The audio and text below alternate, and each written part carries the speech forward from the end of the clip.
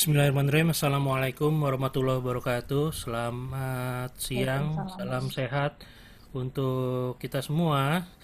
Alhamdulillah pada kesempatan ini kita masih diberikan nikmat dan rezeki sehat, nikmat dan rezeki waktu yang luang untuk bisa ikut dalam sesi ketiga season pertama ya dari Joglo Semar Plastic Surgery Journal Club ya, dengan sesi ulasan jurnal ilmiah yang pada hari ini kita mengambil topik besar mengenai wound sutures ya. Pada sesi hari ini ya akan ada dua penyajian ulasan jurnal ya yang dibawakan oleh teman-teman kita yang terkait dengan topik besar tadi ya. Eh, Penyajian pertama adalah oleh Dr. Ferni dari Yogyakarta yang bertugas di klinik utama di Cilacap ya, membawakan sebuah jurnal berjudul The Surgical Suture Kenapa, Dok? ya. Kemudian dilanjutkan oleh Dr. Andreana Diah Pratiwi dari RSUD Subang dengan jurnal berjudul Oblique Intradermal Suture as a Faster Choice for Intradermal Closure Randomized Equivalence Trial. Ya. Nanti untuk teknisnya akan dijelaskan oleh moderator kita pada hari ini, ya Dr. Puji Sriani, spesialis bedah plastik, rekonstruksi dan estetik konsultan dari Rumah Sakit Dr. Karyadi Semarang. Ya. Untuk menyingkat eh, waktu dan layar saya serahkan kepada moderator Bu Dr. Puji untuk memimpin dan memfasilitasi jalannya sesi hari ini. Pada Dr. Puji saya persilakan. Terima kasih. Wassalamualaikum warahmatullahi wabarakatuh. Selamat siang, Dr. Fauzi. Terima kasih atas kesempatannya pada hari ini. Eh, saya Puji, bedah plastik dari Semarang. Saya kerja di RSUP Dr. Karyadi. Dan hari ini tugas saya sebagai moderator pada jurnal reading yang akan dibawakan oleh Dr. Ferni sama Dr. Andrea ya. Nah, jadi yang nanti penyajiannya akan diawali oleh Dr. Ferni. 25 menit ya dok, 25 menit presentasi, nanti langsung diteruskan oleh Dr. Andrea, 25 menit juga. Nanti sekitar 5 atau 10 menit kita lanjutkan dengan diskusi, ya. Baru dibuka diskusi sama tanggapan atau komen dari senior-senior bedah plastik dari center-center lain yang ikut mengikuti jurnal reading hari ini. Ya. Jadi kepada Dr. Ferni, saya persilahkan untuk memulai dulu jurnal reading-nya. Monggo, Dr. Ferni. Baik, terima kasih banyak Dr. Ahmad Fauzi dan Dr. Puji Sriani, spesialis bedah plastik, rekonstruksi dan estetik atas kesempatan diberikan, dan juga kepada panelis dokter spesialis bedah plastik yang turut hadir di dalam kegiatan Joglo Semar Journal Club pada hari ini. Perkenalkan, saya Ferni, seorang dokter umum. Saya bertugas di Klinik Utama Rawat Inap di Kabupaten Cilacap, Jawa Tengah. Langsung saja saya share screen, dok.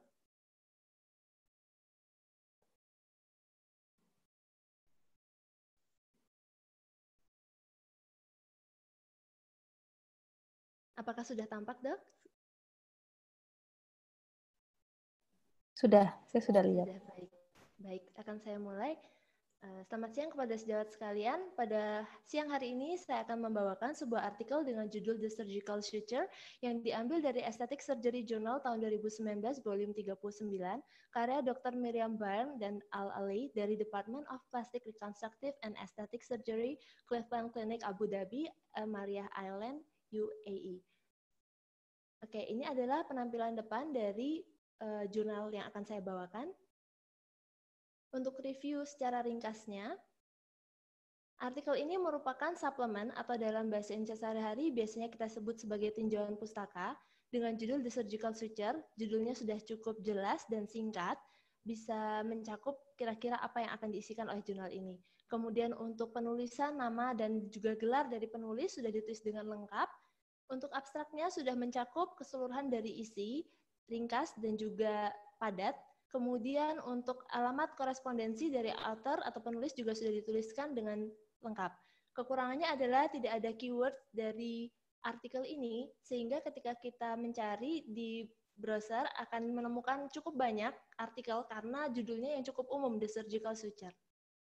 Selanjutnya kita akan masuk ke dalam isi dari jurnal ini. Sebagai pendahuluan, suture atau sutura dalam bahasa Latin artinya adalah a sewn seam atau jahitan yang materialnya sudah terdiri dari berbagai macam jenis yang sudah dikembangkan sejak dahulu. Ada dari linen, cotton, horsehair, animal tendons dan intestine, atau juga dari wire. Tujuan diciptakannya adalah untuk mendekatkan jaringan, sehingga pada akhirnya nanti diharapkan bisa memaksimalkan penyembuhan luka dan juga mencapai skala estetik yang baik. Tujuan dari dibuatnya karya tulis ini adalah supaya membuat para pembaca, terutama dokter-dokter bedah maupun dokter-dokter umum yang banyak menggunakan teknik bedah, supaya menjadi familiar dengan karakteristik dari masing-masing benang jahit, dalam hal ini bedah, sehingga nantinya pada saat pelaksanaan atau pada saat praktik bisa memilih dengan lebih bijaksana. Ini adalah di dalam jurnal dituliskan a favorable karakteristik. Jadi karakteristik dari benang jahit dalam hal ini bedah yang disukai atau disenangi, yang dicari oleh para spesialis bedah. Yaitu yang pertama, tensile strength atau kekuatannya itu bisa diprediksi dan konsisten berdasarkan dengan ukuran dalam hal ini diameter dari benang tersebut. Kemudian nyaman untuk handling dan juga aman untuk disimpul. Sehingga pada pemilihannya kita harus mempertimbangkan yang pertama adalah karakteristik dari suture materialnya. Apakah dia organik atau natural, apakah dia sintetik, apakah dia absorbable atau non-absorbable. Kemudian durability atau ketahanannya, dan juga tissue reaction, reaksinya terhadap jaringan di sekitar, dan juga faktor-faktor lain yang perlu dipertimbangkan adalah baik dari hal biaya, ataukah dari hal luka itu sendiri, apakah inflamatif, terkontaminasi, dan apakah ada bakteri patogen, semacam itu. Nah, ini secara garis besar yang sebenarnya bisa merangkum dari apa yang akan kita bicarakan atau dibahas oleh jurnal ini. The surgical suture atau benang jahit bedah, ini bisa dilihat dari 4 hal. Yang pertama adalah materialnya. Ada yang organik dan ada yang sintetik. Contoh dari yang organik adalah silk dan catgut, dan contoh dari yang sintetik adalah nylon dan polyglycolic acid.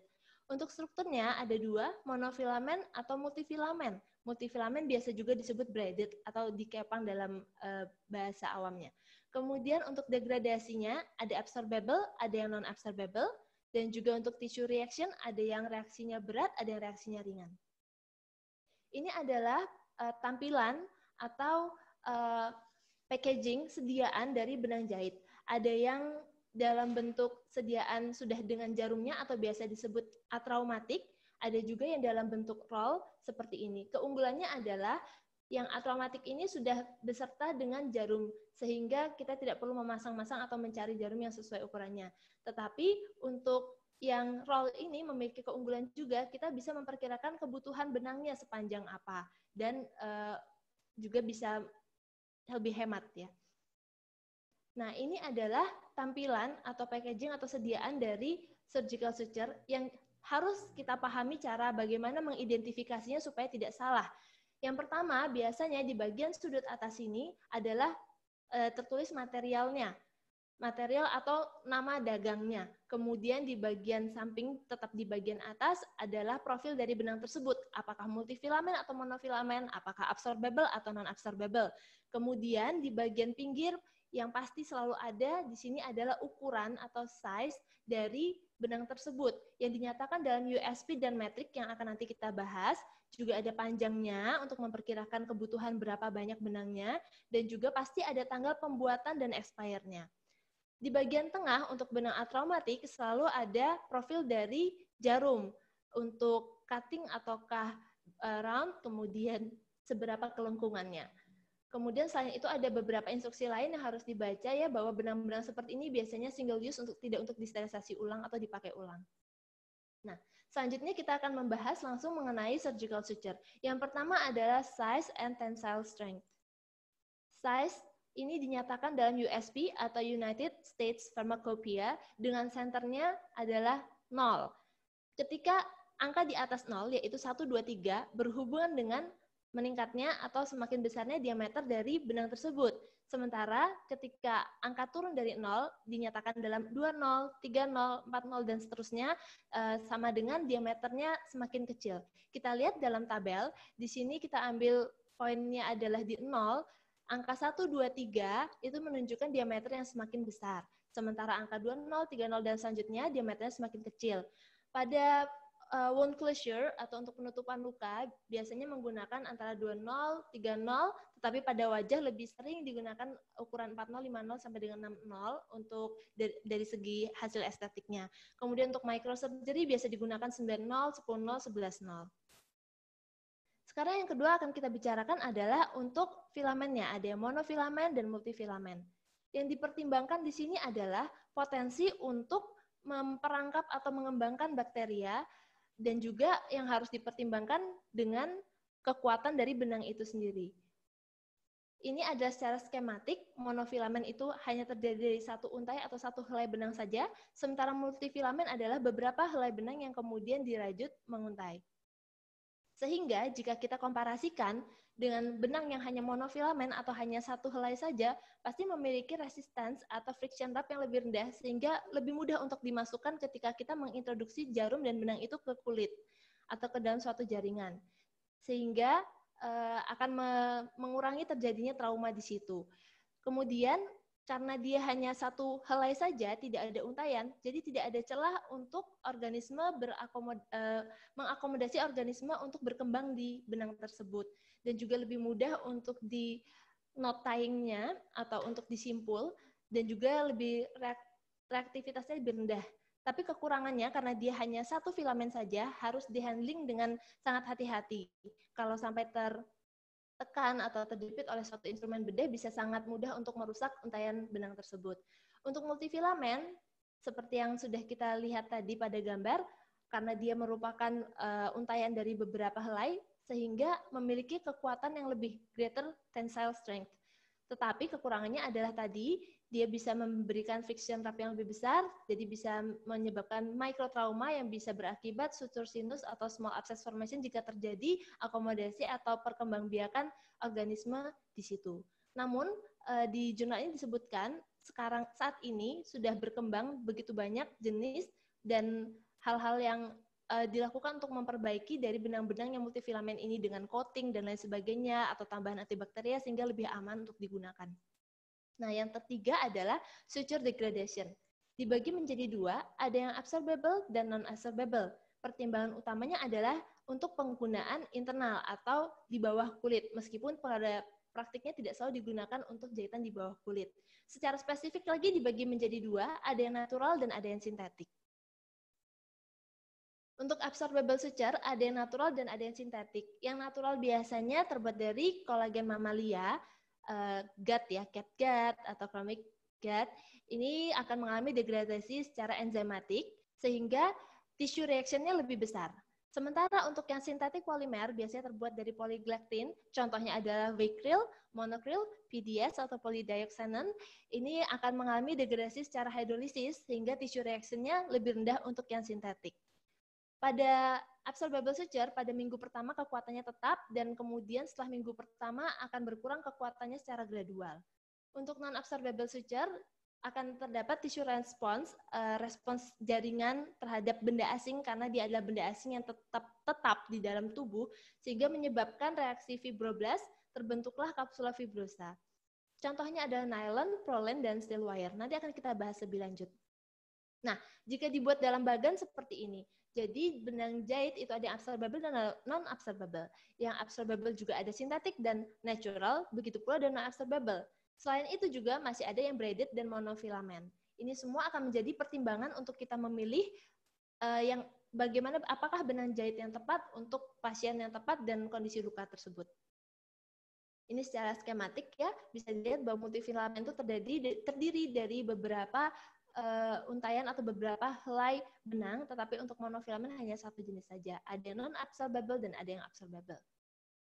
Selanjutnya kita akan bahas lebih mendetail lagi. Yang pertama dari absorbable suture adalah yang natural absorbable suture. Natural absorbable suture ini sudah melewati proses purifikasi dari kolagen mamalia. Ada yang plain gut, ada yang chromic gut. Plain gut ini memiliki kelebihan, dia diabsorpsi dengan cepat, yang sekaligus juga sebenarnya kelemahannya. Berarti tensile strength-nya akan berkurang dalam waktu lebih cepat. Dan complete absorpsi dalam 70 hari disebutkan di dalam jurnal ini. Aplikasinya biasanya untuk meligasi pembuluh darah dan juga jahitan di subcutaneous. Tetapi untuk chromic gut ini dia direndam di dalam larutan krom sehingga warnanya akan menjadi lebih gelap, tetapi ini memiliki keuntungan delayed absorption karena meningkatkan kekuatan dan ketahanan dari benang tersebut, dan juga menjadi keuntungan yang lainnya adalah tissue reaction-nya lebih rendah. Di sini bisa kita lihat perbandingannya. Untuk chromic gut, tensile strength-nya bisa bertahan sampai dengan 2 minggu dan complete absorption-nya lebih lama, bisa sampai dengan 3 bulan atau 90 hari.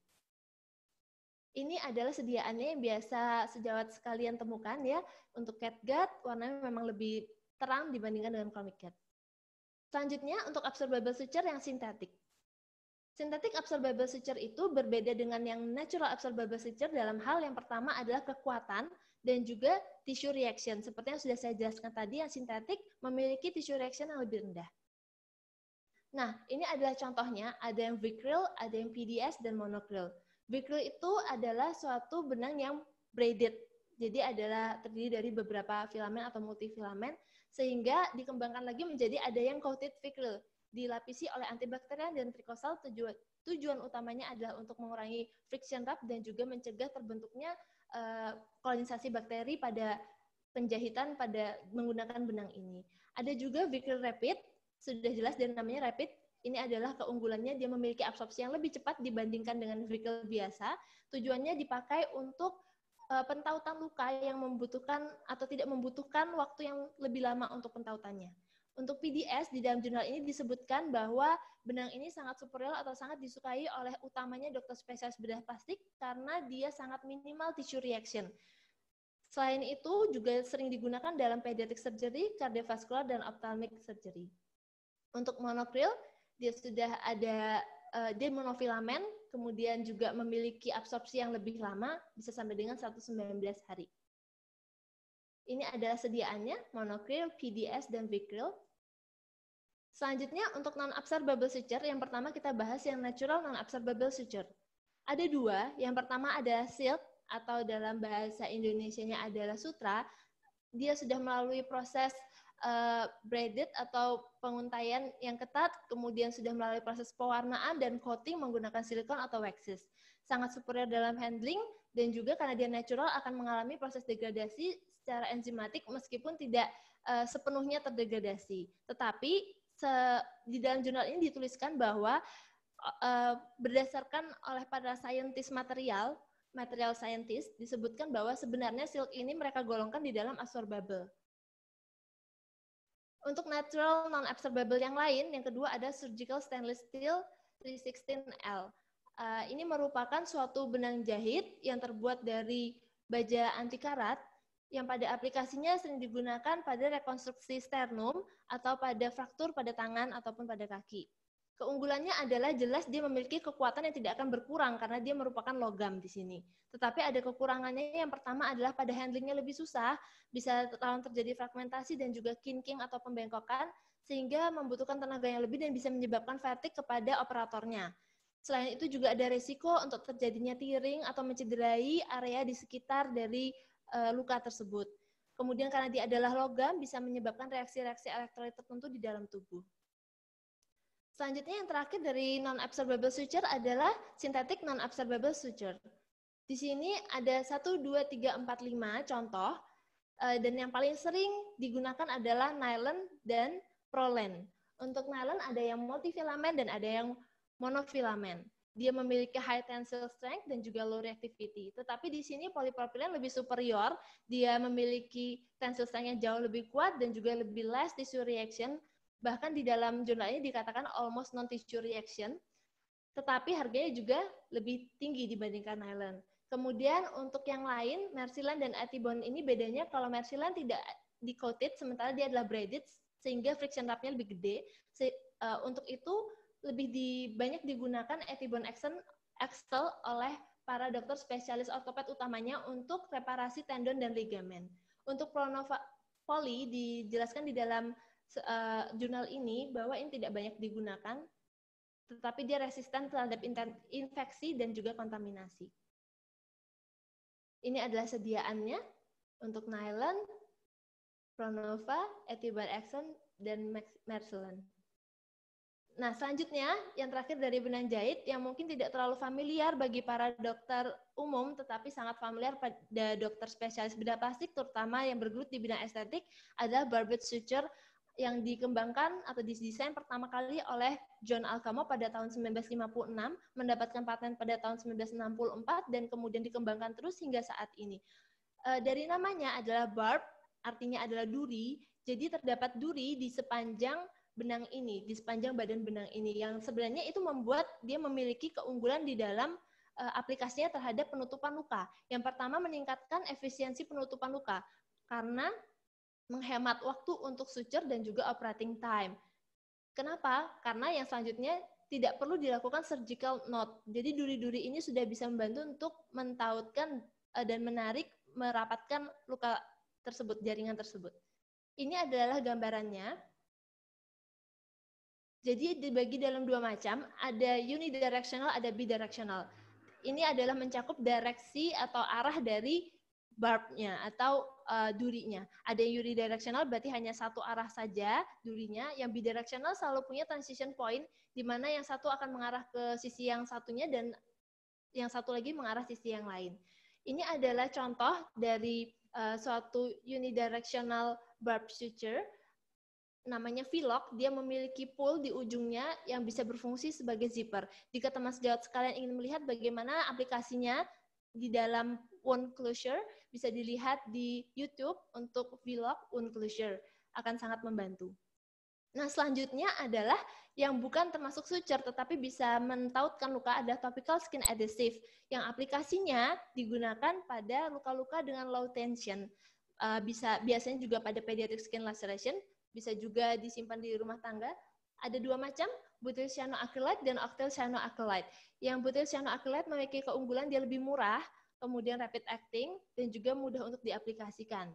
Tetapi untuk octyl cyanoacrylate memiliki keunggulan di mana dia lebih kuat, bisa digunakan untuk luka yang lebih panjang, dan juga bisa digunakan sebagai occlusive dressing. Nah, ini disukai karena yang pertama tidak ada bekas jahitan, jadi secara estetik akan baik. Dan yang kedua adalah pasien bisa segera mandi karena octyl cyanoacrylate ini bisa berfungsi sebagai protective seal anti air. Cara kesimpulan dari artikel ini adalah menyebutkan bahwa begitu banyaknya surgical suture pilihan-pilihan yang akan terus berkembang seiring jalannya teknologi. Tetapi yang utama ada di sini untuk seorang surgeon atau seorang spesialis bedah maupun dokter-dokter yang banyak terpapar oleh kasus bedah untuk selalu up to date dengan tidak melupakan juga teknik yang tepat, gentle handling untuk penggunaan suture ini yang lebih baik. Komentar secara general dari artikel ini, yang baik dari artikel ini adalah topik yang dipilih sangat relevan dalam praktik sehari-hari, baik bagi dokter umum maupun bagi dokter bedah. Kemudian setiap section dijelaskan dengan ringkas dan singkat, tetapi cukup bisa dipahami. Disusun secara sistematik dan juga karena diskusinya ringan, bahkan bisa, saya rasa bahkan bisa untuk dipelajari bagi para medical student. Kekurangannya adalah di dalam jurnal ini sama sekali tidak terdapat gambar, sehingga semua gambar yang saya sajikan tadi adalah saya ambil untuk membantu para audiens memahami lebih baik tentang jurnal ini. Selain itu juga tidak ada tabel komparasi yang sebenarnya akan sangat membantu kita untuk bisa memahami perbedaan dan keunggulan dari masing-masing pemilihan benang jahit ini. Sekian presentasi dari saya, jika ada yang ingin ditanyakan. Sekian Dr. Puji. Terima kasih Dr. Ferni. Ini tepat waktu sekali ya untuk presentasinya, bahkan masih menyisakan 3 menit nih. Seperti yang kita kesepakatan awal tadi, semua diskusi, artinya setiap pertanyaan akan kita rekap nanti di akhir presentasi ya. Jadi sekarang adalah Dr. Andrea ya untuk presentasi selanjutnya. Monggo dokter, saya persilahkan.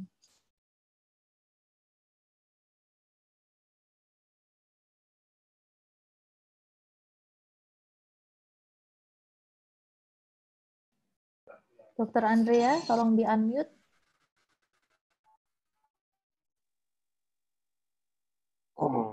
Dokter? Baik, terima kasih. Assalamualaikum warahmatullahi wabarakatuh. Salam sejahtera untuk kita semua. Terima kasih kepada Dr. Puji Sriani, spesialis bedah plastik, rekonstruksi, dan estetik atas waktunya yang telah disediakan. Dan sebelumnya saya juga mengucapkan terima kasih kepada Dr. Ahmad Fauzi, spesialis bedah plastik, rekonstruksi, dan estetik. Dan tentunya terima kasih kepada teman-teman sejawat senior sekalian yang telah menyempatkan waktunya untuk hadir dalam acara diskusi kita siang ini. Pertama-tama perkenalkan, nama saya Dr. Andrea Nadia Pratiwi. Saya bekerja di Rumah Sakit Umum Daerah Subang sebagai dokter IGD dan dokter ruangan. Izinkan saya langsung membahas tentang apa yang akan kita bahas siang ini, berjudul Oblique Intradermal Suture Custom Choice for Intradermal Closure Randomized Equivalence Trial.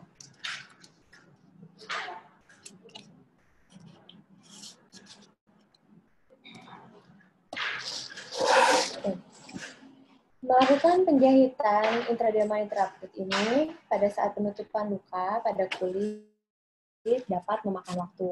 Di oblique intradermal suture dihipotesiskan dapat mempersingkat waktu pada luka yang dihasilkan dan mengirit juga benang jahit yang dipakai. Di sini kita bahas sedikit dulu mengenai oblique intradermal suture itu sendiri. Oblique intradermal suture itu sangat mirip dengan jahitan interrupted intradermal suture. Kecuali pada jahitan ini, dia itu miring bersudut terhadap bidang yang vertikal. Jarum dilewatkan dari bagian lapis demi lapis ke dalam superficial dermis pada bidang vertikal yang normal. Kemudian jarum dimasukkan ke tepi luka seberang dari lapisan dermis superficial ke deep dermis dengan cara cerminan serupanya. Kemudian benangnya diikat dengan simple square knot. Metode penelitian ini, studi desain penelitian ini menggunakan ekuivalen retrospektif multicenter double blind randomisasi yang dilakukan dengan panduan kontrol. Kriteria inklusi dari penelitian ini yaitu pasien yang berumur lebih dari 18 tahun yang melakukan elective surgery dengan linear incisi.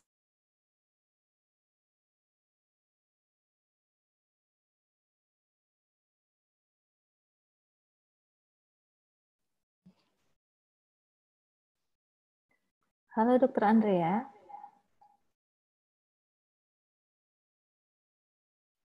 Oh, mungkin jaringannya sedang terganggu ya.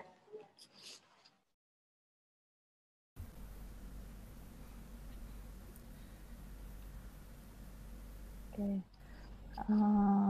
Kita tunggu dulu untuk Dr. Andrea.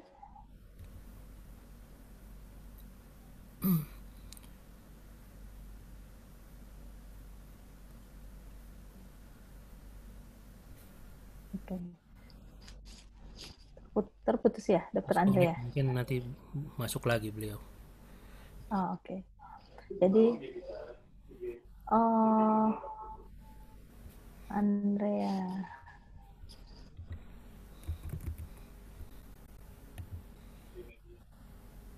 Oke. Ya. Permisi dok, mohon maaf untuk gangguan jaringannya. Baik, saya lanjutkan kembali. Di lokasi dari penelitian ini yaitu 3 dokter bedah dari Mai Phang Lah University Hospital di Chiang Rai, Gulaburn Hospital di Bangkok, dan Rakaburi Hospital dari Rakaburi. Randomisasi dan intervensi penelitian ini yaitu Desain penelitian ini dengan cara blok randomisasi, jadi menggunakan coin toss, nanti dibagi menjadi dua kelompok, yaitu kelompok A dan kelompok B, dan keduanya nanti mendapatkan perlakuan yang sama. Dan fiturnya menggunakan Polygactin 910.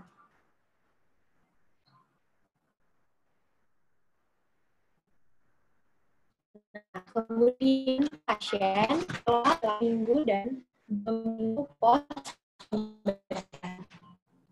Nah, didapatkan outcomes-nya. Didapatkan primary outcomes, nanti si lukanya ini dievaluasi menggunakan modified Hollander Cosmetic Scale dan menggunakan assessment scale. Nah, untuk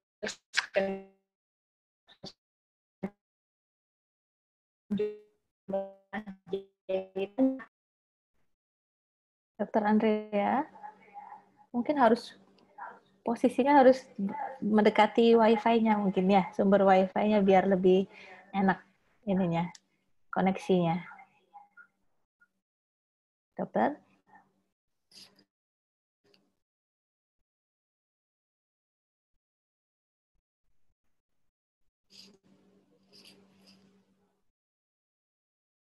Sementara kita tunggu dulu untuk Dokter Andrea kembali gabung untuk journal reading.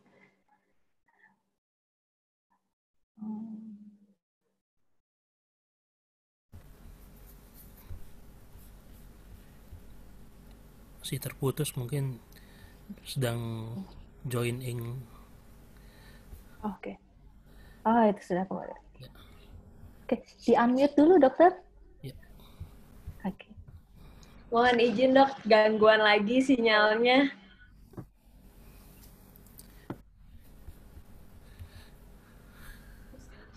Baik, mohon maaf, saya lanjutkan kembali. Dan di sini tadi secondary outcomes-nya kita nilai dari jumlah jahitannya, waktu untuk menjahitnya, terus sisa dari benang yang digunakan, infeksi luka.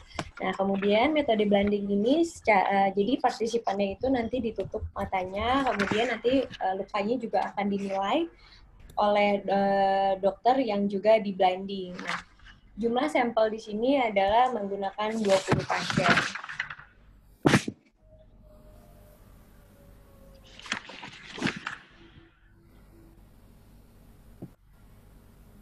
Kemudian kita bisa lihat resultnya dari 144 pasien di Januari 2016, akhirnya 126 yang masuk dan bisa mengikuti penelitian ini. Nah, di sini bisa dilihat demographic and clinical characteristic dari studi partisipan. Dengan N sama dengan 120. Kemudian di sini kita lihat juga primary outcome-nya dan secondary outcome. Primary outcome di sini, jadi tidak ada perbedaan signifikan parameter antara oblique interrupted suture dan ekuivalen terhadap interrupted suture. Dari secondary outcome dilihat dari jumlah jahitan dan waktu menjahit, OIS ini dapat menurunkan 40% dari waktu yang digunakan dalam menjahit.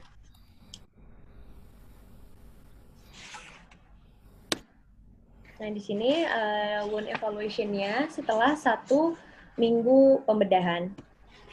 Di sini didapatkan p-value yang rata-rata lebih dari 0,05. Kemudian ini setelah dievaluasi 2 bulan setelah melakukan pembedahan, didapatkan yang p-value juga rata-rata di atas 0,05.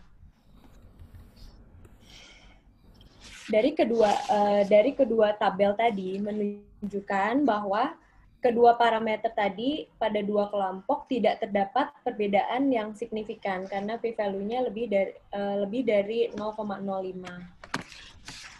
Oke, kita masuk ke diskusi. Jadi, OIS ini merupakan ekuivalen terhadap metode interrupted suture. Jadi, benang yang digunakan ini menggunakan Polygactin 9.0 dan OIS merupakan dapat menurunkan 50% waktu dan benang dibanding dengan penjahitan intravenous sutur.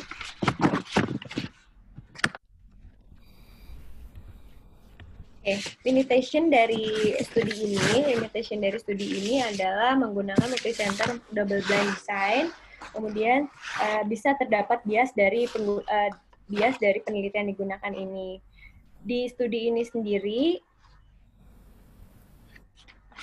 studi ini tidak dapat dilakukan pada luka yang irregular. Jadi agak sulit untuk mengaplikasikan oblique intravenous suture ini pada kehidupan sehari-hari.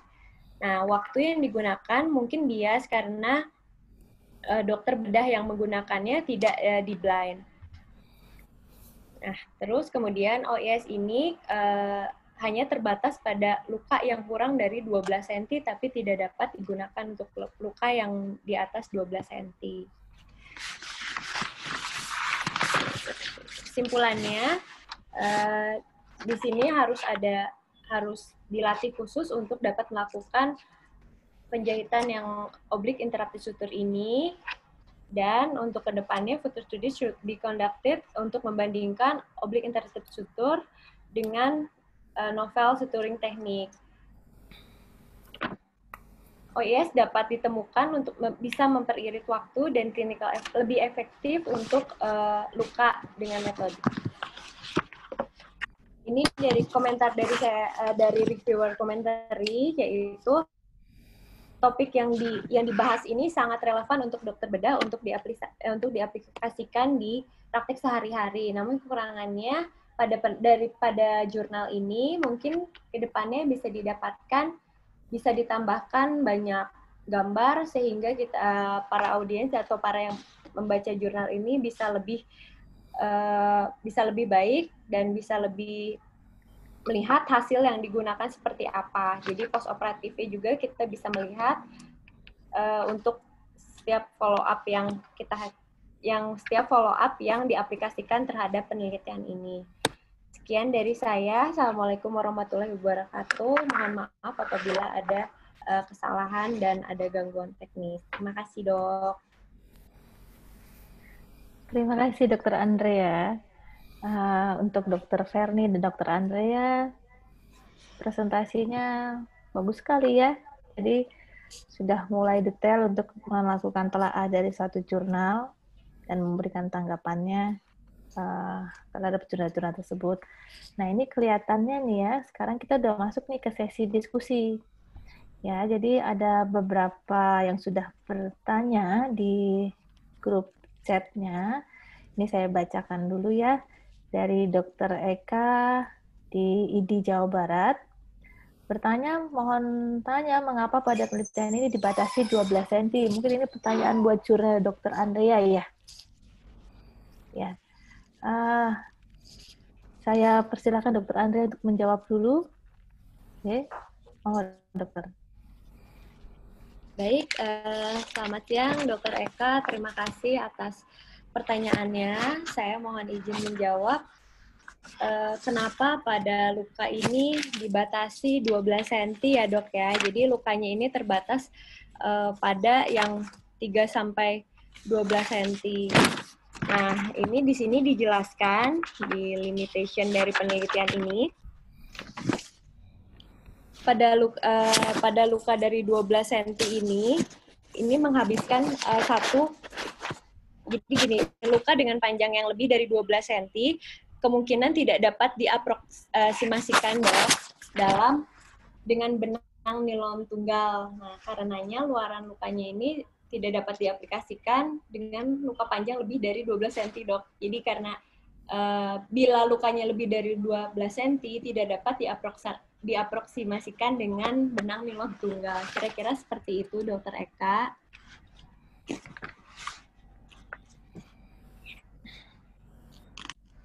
Terima kasih, Dok. Punten, apakah ya, sudah terima cukup, kasih, Dokter. Dr. Eka. Kalau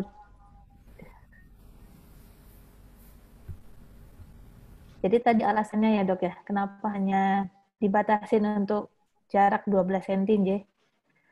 Iya, Dok. Oke. Dokter Eka, pertanyaannya sudah ini ya, sudah tahu maksudnya ya, maksud dari jawabannya Dokter Andrea. Oke, kita masuk ke pertanyaan kedua ya. Ini dari Dokter Vidi dari Lampung. Bertanya kepada Dokter Andrea, mengapa pada penelitian ini ada pertimbangan pasien di follow up keduanya baru setelah 2 bulan, Dok? Apakah dijelaskan, Dok, di jurnalnya ini? Atau dokter punya komen sendiri, Dok? Monggo, Dokter. Oke, terima kasih Dokter Vidi untuk pertanyaannya. Mohon izin saya mencoba membahas kenapa pasien ini dievaluasinya setelah 2 bulan after surgery ya, Dok ya. Jadi di sini itu kenapa 2 bulan? Karena dilaporkan bahwa Polygactin 910 ini akan terabsorpsi dengan baik setelah 2 bulan, Dok. Gitu. Jadi terabsorpsi sepenuhnya dan tidak ada jaringan yang tersisa setelah 2 bulan. Itu, Dok, kira-kira.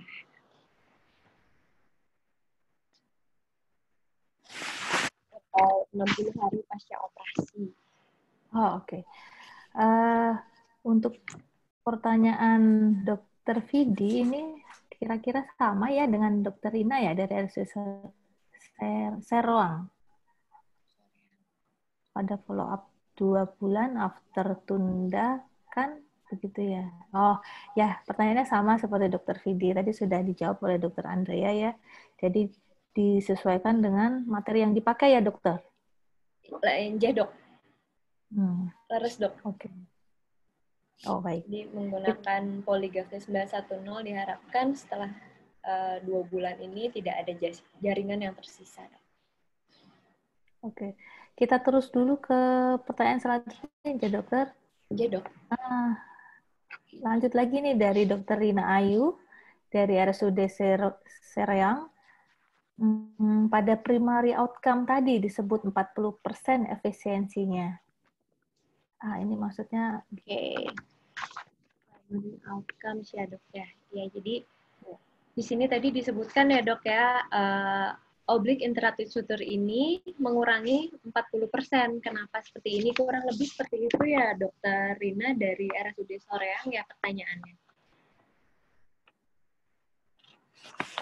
Baik, di sini kenapa 40%? Karena ini hubungannya dengan jahitan oblique interrupted suture ini dia bersudut sehingga dia tidak sebanding persis dengan interrupted suture. Jadi setiap dua jahitan oblique interrupted suture ini ekuivalen terhadap satu jahitan interrupted suture. Tapi karena sifat dari sudutnya, karena sifat dari sudutnya itu tadi terhadap bidang vertikal, jadi ternyata setelah dilihat kembali tidak sepenuhnya 50% berkurang dari jahitan interrupted suture, Dok. Kurang lebih seperti itu, Dok. Jadi ini karena sifat dari jahitan oblique interrupted suture itu sendiri.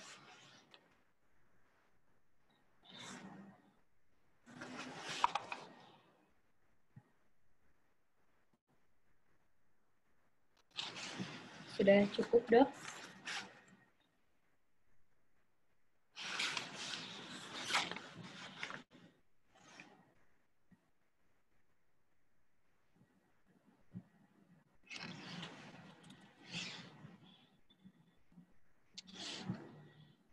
Punten, Dok, suaranya belum terdengar, Dok. Mohon di-unmute dulu. Oh, oke. Terima kasih. Enggak, Dok. Baik, Dok. Dokter Rina, apakah sudah tercapai maksudnya dari pertanyaan ke Dokter Andrea? Jadi, hemat ya. Oke. Jadi ini ada usul dari Dokter Fauzi, ya. Apakah ada komentar nih dari Dokter Ferni berkaitan dengan penggunaan material yang dipakai, Dokter Ferni? Terima kasih untuk komentarnya Dr. Fauzi dan terima kasih untuk waktunya Dr. Puji. Di dalam presentasi saya tadi disebutkan bahwa Polygactin 910 itu kenapa di follow up 2 bulan ya? Tadi dinyatakan oleh Dr. Andrea bahwa terabsorpsi sempurna dalam 2 bulan. Tetapi memang di dalam presentasi saya tadi disebutkan bahwa Vicryl atau polygalactic 910 ini diabsorpsi sempurnanya selama 56 sampai dengan 70 hari atau setara ya kurang lebih 2 bulan atau 2,5 bulan. Jadi saya rasa tidak ada perbedaan yang terlalu signifikan sih dok, termasuk match seperti itu terhadap pernyataan dari Dr. Andrea dan juga jurnalnya Dr. Andrea. Begitu dok, apakah sudah menjawab? Terima kasih Dr. Ferni masukannya. Saya akan lihat ke kolom chat lagi apakah masih ada pertanyaan.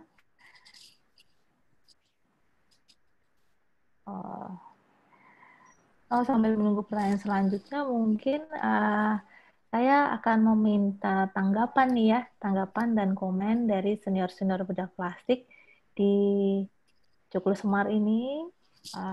Sebentar saya lihat dulu.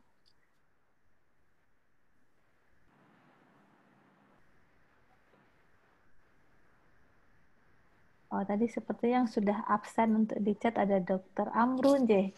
Dari Solo mungkin dokter.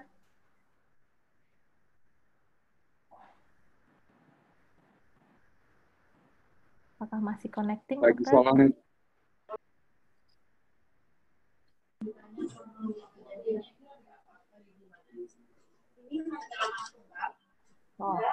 Mungkin lagi connect ya. Saya lihatnya ada Dr. Rosadi dari RSUP Dr.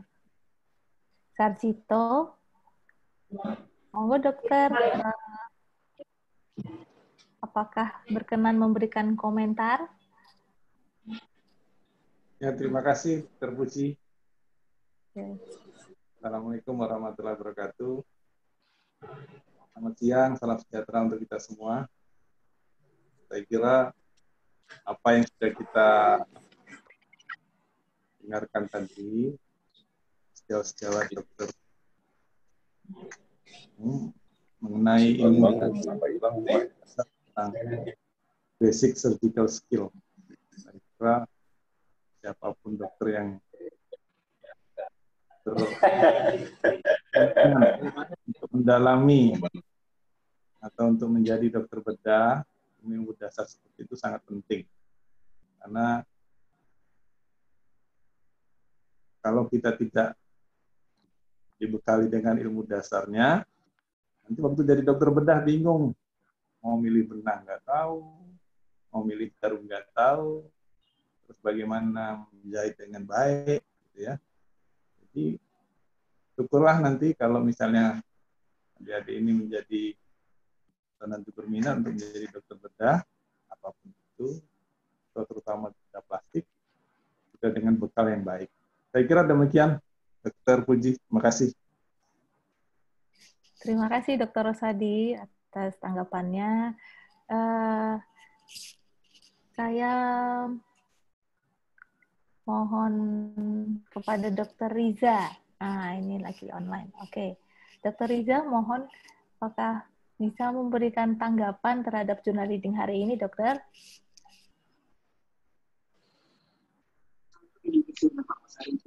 Selamat siang. Apakah suara saya sudah bisa masuk?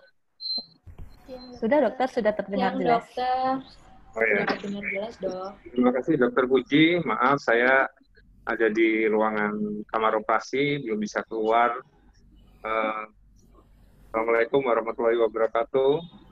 Selamat siang, salam sejahtera untuk kita semua. Saya mengikuti dari awal presentasi dari dokter umum ini. Adik-adik ini sangat bagus. Dulu saya dokter umum belum bisa presentasi sebagus ini. Alhamdulillah sekarang bagus sekali. Juga appraisalnya juga saya apresiasi sekali. Appraisalnya tuh cukup pas banget, sesuai sekali. Mengenai jawaban atas pertanyaan-pertanyaan audien juga bagus. Jadi saya berharap materi-materi ini bisa diaplikasikan di pelayanan sebagai dokter. seperti kita tahu tadi ada pertanyaan yang bagus, tapi mungkin belum sempat dijawab mengenai penggunaan benang non-absorbable yang biasanya tidak ada di pelayanan di daerah. Jadi prinsipnya semua benang itu dapat digunakan meskipun dengan berbagai keterbatasan. Contoh tadi saya bantu jawab aja ya. Contoh misalnya di daerah Anda tidak memiliki benang non-absorbable. Konsekuensinya Anda harus melakukan lepas jahitan pada benang tersebut. Caranya bagaimana? Caranya berarti Anda menggunakan teknik penjahitan yang bisa dilepas. Misalnya Anda menggunakan matras vertikal. Jadi jahitan dalamnya sekaligus jahitan luarnya disimpul di luar. Nah, itu teknik itu bisa digunakan matras vertikal. Tentu saja itu tidak tidak dalam sekali ya. Jadi yang kedalamannya sedang itu bisa. Tapi kalau yang dalam sekali ya mau nggak mau tetap harus ada jahitan lapis demi lapis. Itu saja kira-kira tanggapan dari saya. Bagus, mohon dilanjutkan, terus belajar dan supaya bisa diaplikasikan di kehidupan pelayanan. Ya, terima kasih Dr. Puji. Assalamualaikum warahmatullahi wabarakatuh. Waalaikumsalam warahmatullahi wabarakatuh. Terima kasih Dr. Riza. Terima kasih juga diingatkan ini memang ada pertanyaan dari Dr. Lisia yang mohon maaf sekali tadi saya ternyata terlewat untuk membacakan, tapi ternyata sudah dijawab oleh Dr. Riza. Terima kasih Dr. Riza. Oke. Oh, ini kalau dari chat nih ternyata ada senior yang dari luar Joglo Semar nih, ada Dr. Kuswan, G. Dr. Kuswan. Apakah masih online, dokter?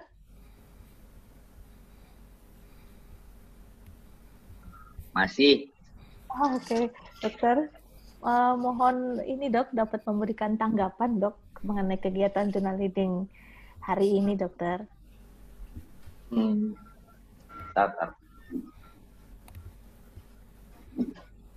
Saya telat ikutnya, karena baru tahu dari grup, makanya termasuk. Cuma saya pikir ini bagus juga untuk pembelajaran adik-adik lah ya, yang selama ini belum pernah belum terpapar secara langsung tentang bedah plastik. Belum terpapar langsung tentang bedah plastik, jadi tahu cara pemilihan benang, kemudian berapa ukurannya, dan kapan benang itu harus dicabut. Karena yang saya tahu di sini di Pekanbaru, kalau dapat kiriman pasien dari luar kota Pekanbaru itu seringnya benangnya silk lagi gitu. Jadi saya salut, lanjutkan untuk journal reading yang seperti ini yang bermanfaat untuk adik-adik semuanya. Terima kasih. Terima kasih Dr. Kuswan. Ini Dr. Kuswan adalah seorang bedah plastik yang prakteknya di Pekanbaru, Dok. Dari luar pulau nih mau mengikuti journal reading. Terima kasih banyak, dokter. Sama-sama. Mungkin dari senior bedah plastik lain. Ini ada Dr. Eritrina. Dr. Eritrina itu adalah seorang bedah plastik yang saat ini prakteknya di Jakarta di Rumah Sakit Persahabatan. Sebentar saya cek dulu apakah dokter online, dokter.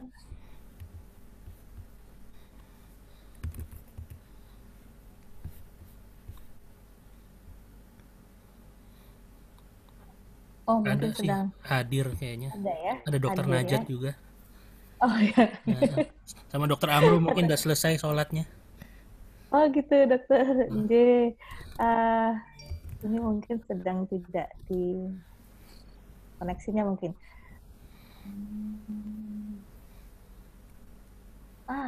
Ini ada satu lagi nih, ada senior kita juga, senior bedah plastik ya dari Sarjito. Dokter Tisha. Ini kebetulan Dokter Tisha ini baru pulang belajar tentang kraniofasial di Thailand ya. Thailand ya dok ya, kalau saya nggak salah ya. Dokter Tisha apakah online dok? Online. Oh, dokter, mohon memberikan tanggapannya dokter.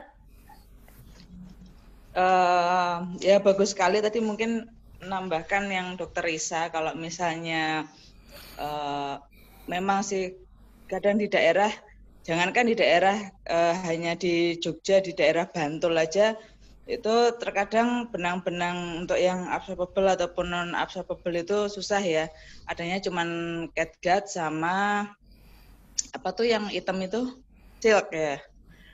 Itu mungkin kalau misalnya yang untuk jahitan dalam mungkin bisa boleh pakai catgut karena keterbatasan ya, dan kalau misalnya jahitan luar memang ya tidak apa-apa kalau misalnya tidak punya yang benang-benang seperti nilon atau prolin gitu menggunakan silk, cuman harus dilakukan angkat jahitan sedini mungkin gitu, mungkin 5 hari atau 4 hari gitu sudah dilakukan angkat jahitan, kemudian memakai apa namanya tuh Hipafix gitu, jadi didekatkan Hipafixnya dikecil-kecil, dipotong kecil-kecil, terus didekatkan seperti kalau memakai steril strip gitu. Cuman kalau steril strip kan susah ya, untuk nyarinya itu pakai Hipafix aja, dipotong kecil-kecil atau dibentuk seperti kupu-kupu gitu, lalu dipasangkan gitu aja.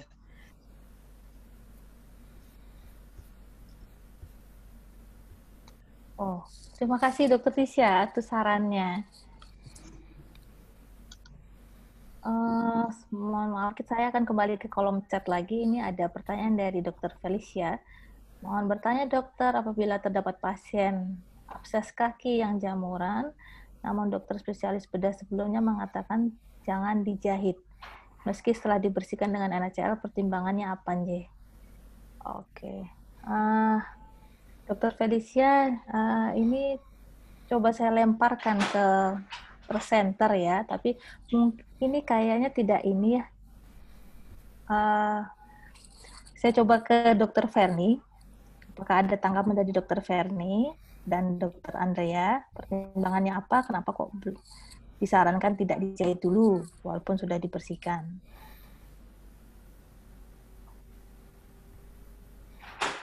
Gimana Dokter Ferni? Ya, terima kasih untuk Dokter Felicia atas pertanyaannya. Terima kasih juga kepada Dokter Puji untuk waktu yang diberikan. Jadi pertanyaannya adalah, ini ada abses kaki dengan jamuran, namun tidak diizinkan untuk dijahit meskipun sudah dibersihkan, gitu dokter. Ya, jadi syarat untuk penutupan luka itu, jadi ada syarat-syarat untuk penutupan luka ya Dokter Felicia ya. Luka itu harus bersih, bebas kontaminasi, sehingga pada saat kita tutup luka, kita bukannya menjerat organisme di dalam luka tersebut, tetapi dan membuatnya berkembang lebih banyak, tetapi benar-benar membantu untuk mengaproksimasi luka dan membuat luka itu menyembuh dengan lebih cepat. Nah, dalam kasus ini adalah abses, di mana abses itu adalah akumulasi suatu produk infeksi biasanya di bawah kulit. Nah, sehingga yang dilakukan adalah untuk menyembuhkan luka ini adalah mengeluarkan eksudasi ataupun organisme-organisme tersebut, sehingga menurut saya pertimbangan untuk tidak dijahit adalah tadi itu, supaya kita bukannya menjerat semua organisme untuk berkembang lagi di dalam, tetapi kita membuka untuk mengeluarkan supaya luka itu bersih, dan ketika luka itu sudah bersih nanti akan bisa menyembuh dengan lebih cepat. Jadi untuk mengaproksimasi luka itu, penutupan luka itu tidak hanya secara primer dengan dijahit dokter, ya bisa secara sekunder juga, dan ada modalitas lain juga yang bisa dipertimbangkan, yang sebenarnya sudah dibahas dalam journal reading kita yang pertama mengenai ini ya, ladder atau tangga untuk penutupan luka atau rekonstruksi. Begitu dokter, apakah bisa menjawab? Ataukah ada tambahan dari Dokter Andrea mungkin?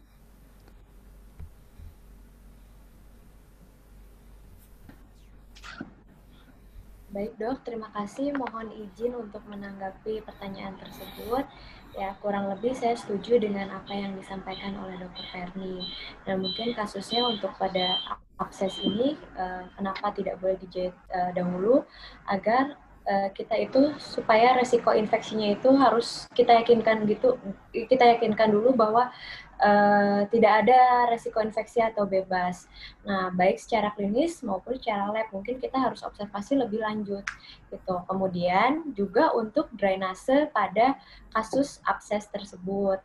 Nah, sehingga cairan-cairan luka yang mengandung infeksi bisa dapat keluar dan tidak kurang lebih tidak memperparah atau ke arah yang lebih lanjut lagi gitu. Mungkin ini yang berhubungan juga dengan yang kita bahas jurnal sebelumnya ya dok ya, pada saat yang reconstructive leather. Mungkin dari sekian dari saya, mungkin dari Dr. Puji atau dari senior sejawat yang lain, mohon izin bila ada yang mau menambahkan. Terima kasih dok. Terima kasih Dr. Ferni, terima kasih Dr. Andrea. Untuk tanggapan tentang pertanyaan ini, mungkin saya akan mengundang salah satu senior bedah plastik nih, saya lihat online ya, Dr. Yantoko. Nah, saya coba cek dulu ya. Dr. Yantoko, selamat siang dokter.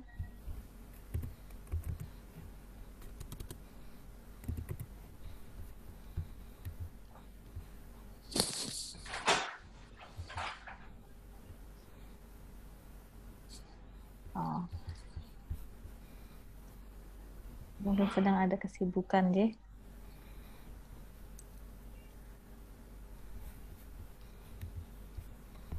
Belum bisa online ya?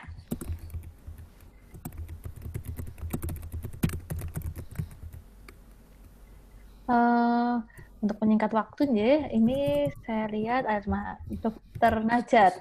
Dr. Najat masih online nih. Dr. Najat, selamat siang, dokter. Siang, dok. Terima kasih. Dok, barusan nih ada pertanyaan mengenai tata laksana untuk pasien dengan abses di kaki yang katanya yang dijahit dulu. Apakah ini sudah betul apa belum dok? Karena ini lukanya sebenarnya sudah dibersihkan dok pakai salin, pakai NaCl. Tapi kenapa belum boleh dijahit dokter? Mohon tanggapannya tadi atas jawaban dari Dr. Ferni sama Dr. Andrea. Gimana dokter? Terima kasih Dr. Puji.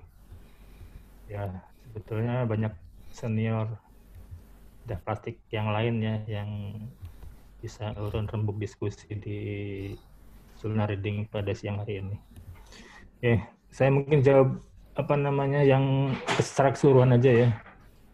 Kalau tadi Dr. Riza bilang saya dokter umum nggak sebagus ini, kalau saya justru sebagus ini Pak Riza.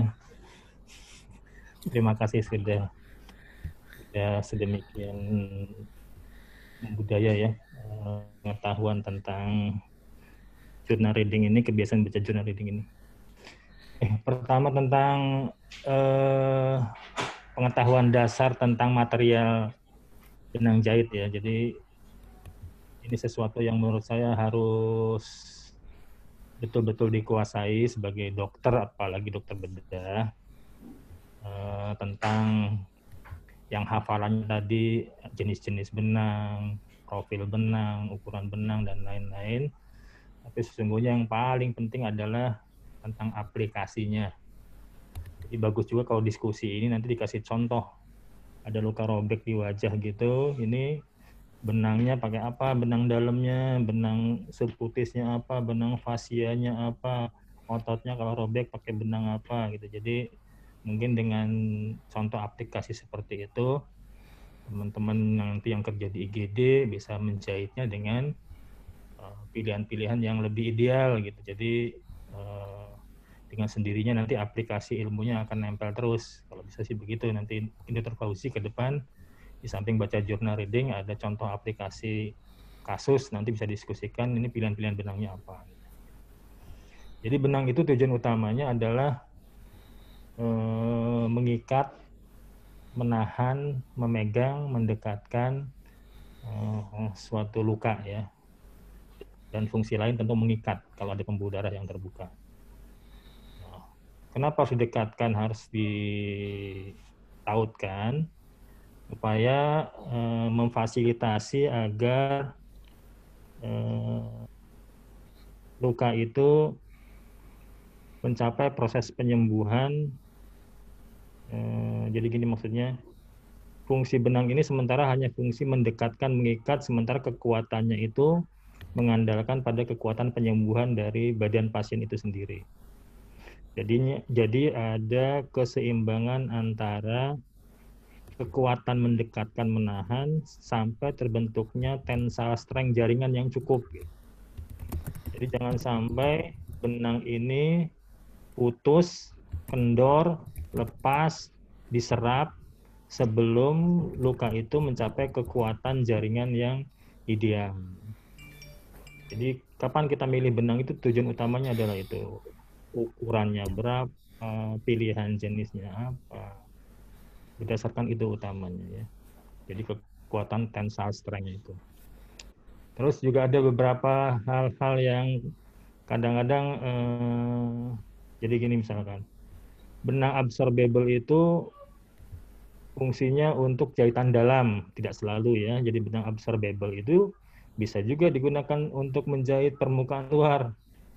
Misalkan kita masih punya benang polyglactin yang cukup panjang, setelah menjahit bagian dalam, sisanya mau diapakan nih, ukuran cukup kecil, ya itu boleh aja digunakan sebagai jahitan luar, tidak perlu menggunakan jahitan yang khusus non-absorbable. Baliknya juga, jahitan yang non-absorbable itu digunakan untuk jahitan luar, tidak selalu ya, bisa juga digunakan untuk jahitan dalam yang membutuhkan kekuatan yang jangka panjang. Misalkan kita menjahit tendon, kalau tendon putus, tendon itu jaringan yang minim vaskularisasinya, sehingga proses penyembuhannya juga pasti akan lambat, maka dibutuhkan benang yang absorpsinya juga lama atau bahkan tidak diabsorpsi. Sehingga diperlukanlah benang yang kekuatannya bisa bertahan lebih lama, sehingga dipilih benang yang sifatnya non-absorbable. Jadi kalau jahit tendon menggunakan benang non-absorbable. Pembuluh darah juga kadang pakai benang yang non-absorbable. Jadi hal-hal seperti itu nanti sambil jalan pemahaman pengetahuannya tentang aplikasi benang ini makin lebih bagus. Terus yang jurnal kedua tentang membandingkan antara intradermal, intradermal oblik suture dibandingkan dengan yang tidak oblik mungkin ya.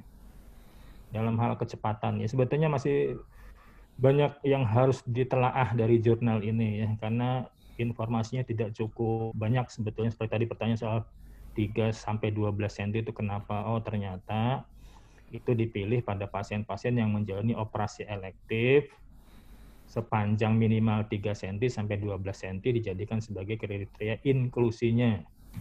Cuma tidak disampaikan tentang seberapa dalamnya, adakah lapisan-lapisan lebih dalam yang dijahit dulu sementara sebelum menjahit di lapisan subkutisnya dengan menggunakan jahitan intradermal. Kemudian juga soal kecepatan yang kita kenal selama ini, kalau jahitan intradermal atau jahitan subkutikuler itu biasanya justru dikerjakannya malah dengan running suture, jadi continuous, jadi intradermal continuous itu juga secara waktu tentu lebih cepat. Ya, jadi jurnal yang kedua ini perlu ditelaah ininya ya, critical appraisal tentang jurnalnya, karena masih banyak kelemahan-kelemahan atau informasi sehingga mungkin untuk penerapannya tidak bisa terlalu bisa diterapkan. Ya, tentang pertanyaan abses tadi, setuju dengan jawaban presentan. Jadi kalau luka dengan infeksi seperti ini, kita tidak perlu terburu-buru untuk melakukan proses penutupan luka. Jadi kita kerjakan dulu perawatan luka untuk menghindari komplikasi, jangan sampai nanti dijahit bermasalah gitu ya. Jadi dirawat dulu lukanya, diobservasi, kalau sudah tidak ada tanda-tanda infeksi, baru silakan Anda memilih mau dibiarkan sembuh secara sekunder atau dikerjakan namanya delay primary healing. Ya, jadi nanti menjahitnya belakangan, bisa seperti itu tergantung pada ukuran lukanya. NaCl itu bukan antiseptik ya, jadi dia itu cuma air aja. Jadi kalau dibersihkan dengan NaCl bukan berarti kuman-kumannya mati gitu. ACL itu hanya cairan pembersih aja. Fungsinya hanya fungsi dilusi saja. Dari saya, Dr. Puji, terima kasih. Terima kasih Dr. Najat atas masukannya. Ini selamat siang kepada Dr. Arianto Habibi dan Dr. Ade, SPBP dari Bandung dan Sukabumi ya. Terima kasih sudah bergabung dengan sesi Journal Reading Cukup Semar hari ini. Baik, karena ini sudah menunjukkan waktu jam 12 lebih ya. Mungkin saya kembalikan kepada Dr. Fauzi sebagai host. Apakah ada tanggapan atau rencana nanti minggu depan? Ya. Terima kasih dokter. Assalamualaikum warahmatullahi wabarakatuh. Terima kasih untuk sesi hari ini ya, kedua presentan membawakan ulasan jurnalnya dengan cukup baik ya, juga ada critical review-nya juga sangat baik ya, dan cukup mengulas atau memberikan wawasan dasar ya bagaimana cara kita untuk menelaah sebuah materi bacaan sebelum kita ambil itu untuk sebuah referensi atau rujukan. Dan sebenarnya inilah esensi kita untuk mengadakan cara ilmiah mengulas jurnal ya, yang alhamdulillah udah masuk ke sesi ketiga ya. Mudah-mudahan kedepannya bisa berlangsung terus dan semakin baik. Masukan dari saya adalah sama seperti yang tadi disampaikan oleh Dr. Najat ya, bahwa dan juga Dr. Riza, bahwa materi yang kita ulas saat ini adalah materi-materi yang basic ya, yang fundamental, yang mendasar ya, yang bagaikan kalau kita mau ikut latihan bela diri, setidaknya kuda-kudanya harus kuat dulu sebelum kita belajar jurus ya.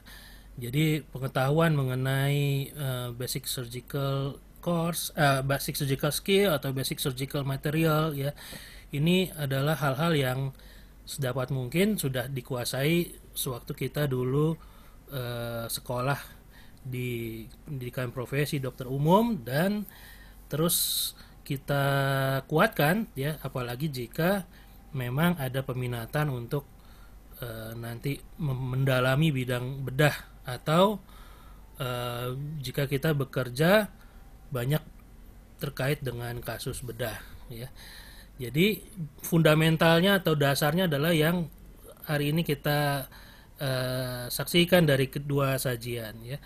Tapi nanti sejalan dengan waktu, sejalan dengan peningkatan clinical wisdom dan experience ya, pengalaman dan kebijaksanaan klinis kita dalam pekerjaan sehari-hari, tentu yang fundamental ini adalah sebuah pijakan yang memungkinkan kita untuk kompeten ya, untuk bisa beryakin ya, untuk melakukan modifikasi bila mana diperlukan ya.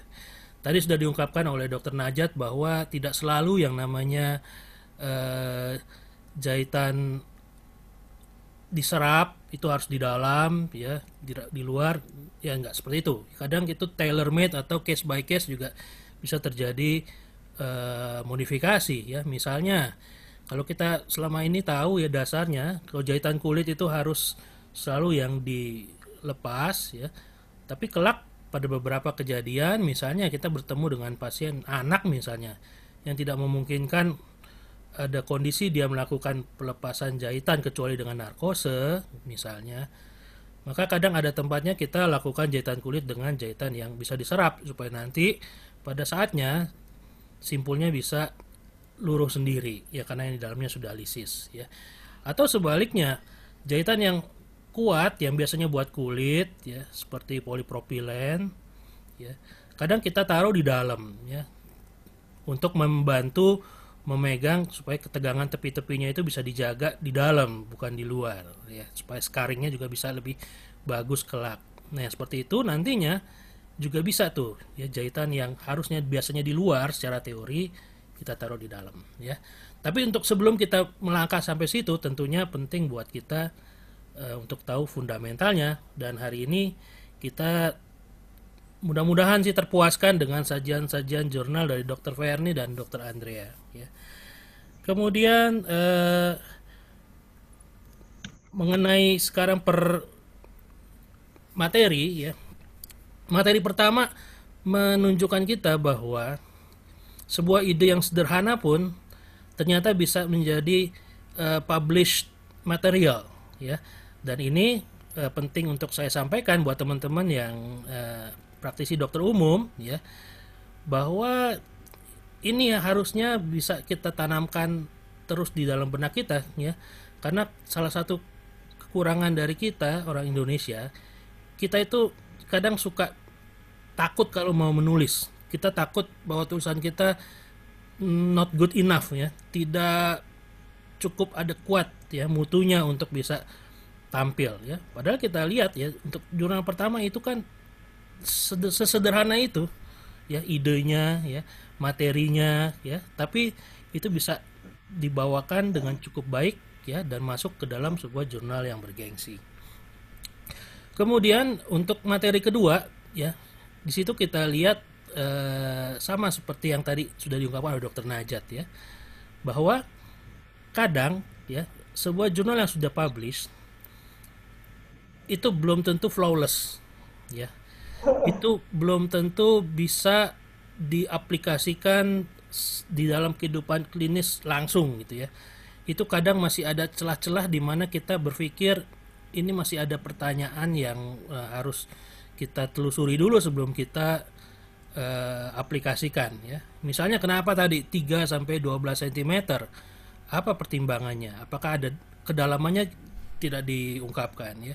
Apakah 3 sampai 12 cm itu ada hubungannya dengan panjang benangnya ya, poliglaktil 9-10 itu Fikra kalau nggak salah panjangnya sekitar 25 inch ya, 25 inch 50 cm. Apakah difikirkan ya dengan satu benang itu cukupnya hanya 12 cm? Ya tidak diungkapkan juga di situ ya.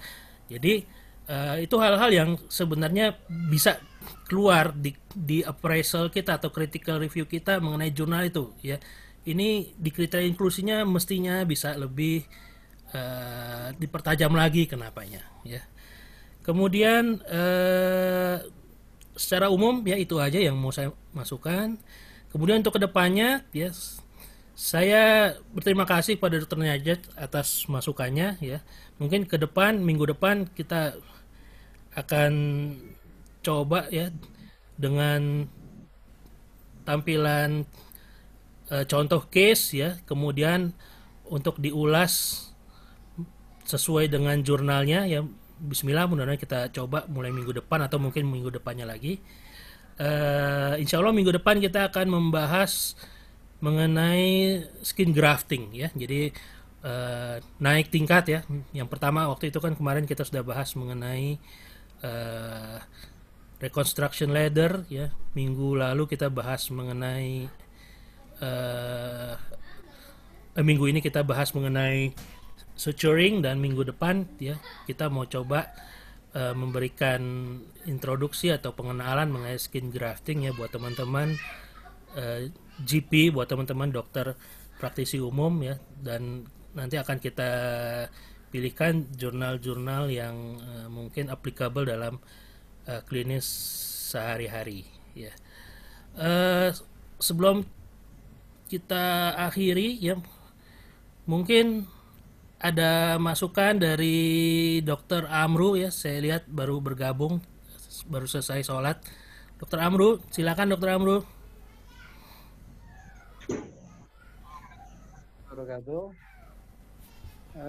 Pertama-tama saya ucapkan selamat untuk kedua presenter yang sudah dengan baik sekali menyampaikan ya materinya, dan alhamdulillah mudah-mudahan gampang diterima ya. Tapi mungkin saya sekedar usulan saja terkait dengan materi yang pertama. Jadi materi yang pertama itu kan menyangkut benang.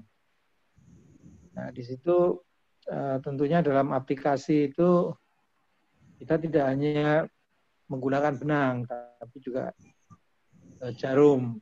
Jadi mestinya saya usul ini harus satu session diselesaikan dulu. Artinya habis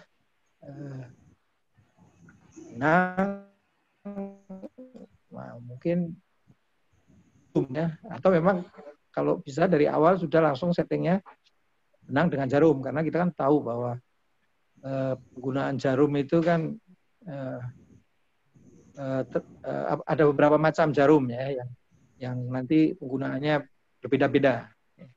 Jadi mungkin lebih mudah dibayangkan ya, karena kalau tidak nanti seolah-olah ya bukannya seolah-olah ya, tapi lebih banyak digunakan untuk notaing nanti jadinya ya. Kemudian yang kedua, memang saya tidak mengikuti secara lengkap. Mungkin meskipun ini membaca jurnal reading, tapi tentu akan lebih baik kalau ada pengetahuan yang terkait dengan teknik yang kurang lebih sama. Jadi supaya dalam menyampaikan itu mungkin bisa sedikit-sedikit disampaikan. Jadi misalnya menggunakan teknik yang konvensional ya, di subtikular itu bagaimana ya, apa bedanya, kesulitannya. Mungkin kalau itu disampaikan juga akan lebih mudah audiens untuk membayangkan ya. Kalau tidak nanti saya sendiri juga melihat ini ya memang terus terang aja belum pernah menggunakan ya. Tapi mungkin kalau sudah pernah mencoba, sudah terbiasa menggunakan teknik yang lain, mungkin lebih cepat menangkapnya ya. Oh, esensinya di sini dan sebagainya. Ya, mungkin itu aja yang saya bisa sampaikan. Sekali lagi saya ucapkan selamat. Terima kasih. Assalamualaikum warahmatullahi wabarakatuh. Waalaikumsalam warahmatullahi wabarakatuh. Terima kasih Dr. Amru. Mohon masukan juga buat seniors bedah plastik lain yang hadir di sini. Ada Dr. Adesari Nauli Sitorus mungkin hadir. Dokter bisa kasih komentar.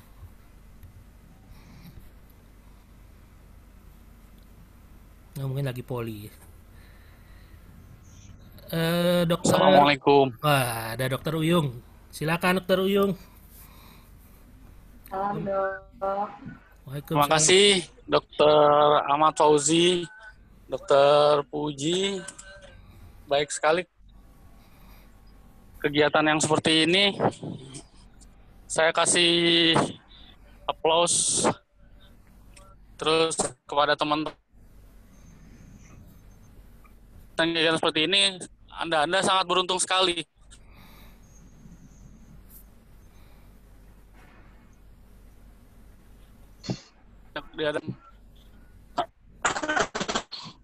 Kegiatan-kegiatan yang seperti ini ya.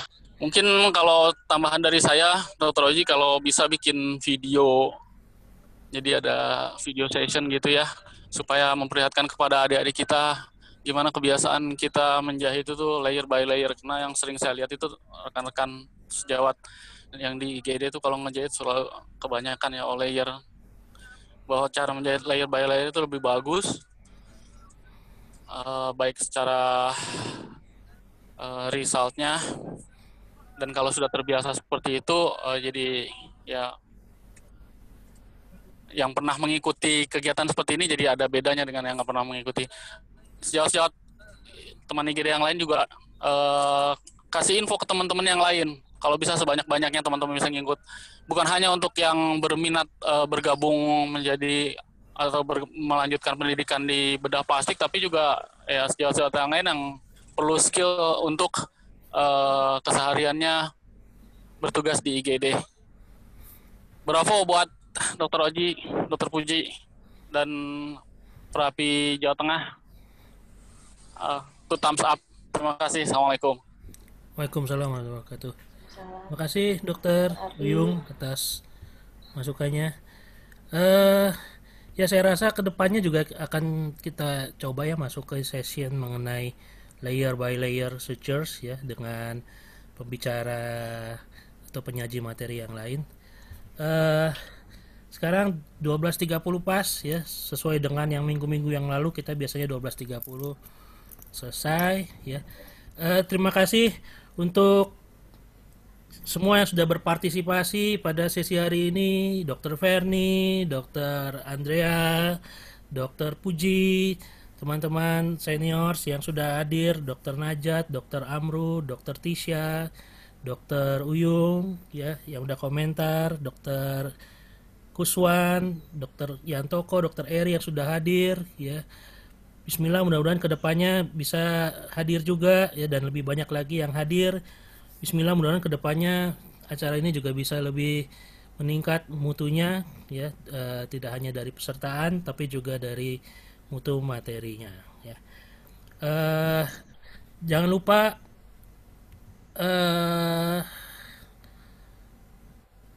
untuk mengisi form ya yang ada alamatnya di kolom chat ya, untuk kepentingan sertifikasi buat teman-teman yang sudah hadir hari ini ya, karena alhamdulillah untuk sesi ini kita ada sertifikasi dari Ikatan Dokter Indonesia ya, lumayan ya, untuk 1,5 jam kita meluangkan waktu ya. Kemudian untuk yang belum menyaksikan secara lengkap ya, mungkin nanti akan ada recordingnya, akan coba diunggah ke streaming lewat YouTube ya, mungkin dalam beberapa hari ke depan. Jadi materi-materi yang secara keilmuan berharga ini dia tidak hilang cuma dalam 1 hari ini aja ya. Oke, kalau tidak ada tambahan berarti saya Ahmad Fauzi sebagai juru kunci, sebagai kuncen, sebagai host ya pada acara ini, sekali lagi mengucapkan terima kasih dan mohon pamit ya. Untuk tautannya ya, mungkin nanti silakan untuk diisi ya, dan kalau misalnya belum berkesempatan mungkin nanti di dalam unggahan di YouTube juga mungkin akan disertakan selama beberapa hari ke depan untuk teman-teman yang ketinggalan untuk mengisi formnya. Terima kasih. Salam sehat semuanya. Semoga sehat terus, semoga barokah terus dalam tugasnya ya. Salam untuk seluruh keluarga, semoga sehat sejahtera semua. Billahi taufik wal hidayah. Wassalamualaikum warahmatullahi wabarakatuh. Dengan ini sesi hari ini kita tutup. Alhamdulillahirabbil alamin.